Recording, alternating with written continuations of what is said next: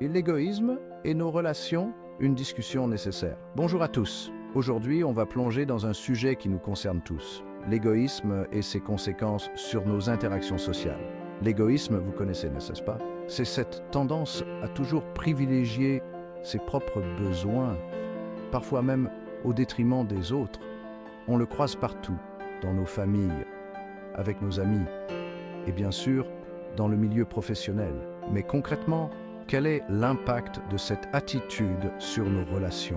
Imaginez un instant un monde où chacun ne pense qu'à soi. Les relations perdent leur chaleur, elles deviennent des transactions, un jeu d'échange où l'on cherche à obtenir le maximum sans rien donner en retour. La méfiance s'installe, la compétition remplace la collaboration. Vous voyez le problème? Illustrons ça par un exemple concret, le travail en équipe. Si chacun ne vise que son intérêt personnel, impossible de collaborer efficacement, les projets stagnent, la frustration s'accumule et au final, tout le monde est perdant. L'ambiance devient toxique et personne ne donne le meilleur de soi-même. Dans notre vie personnelle, les effets sont encore plus flagrants. L'égoïsme peut briser des amitiés, des couples, car une relation saine repose sur l'équilibre et le partage. Quand une personne ne fait que prendre, sans jamais rien donner, les rancœurs s'accumulent et les conflits éclatent. Mais pourquoi agissons-nous parfois de manière égoïste? Souvent, c'est par peur. Peur du manque, peur de ne pas être à la hauteur, peur d'être lésé.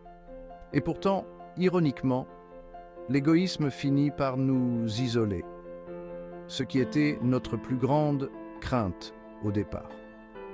Alors, comment lutter contre cette tendance? L'une des clés, c'est l'empathie.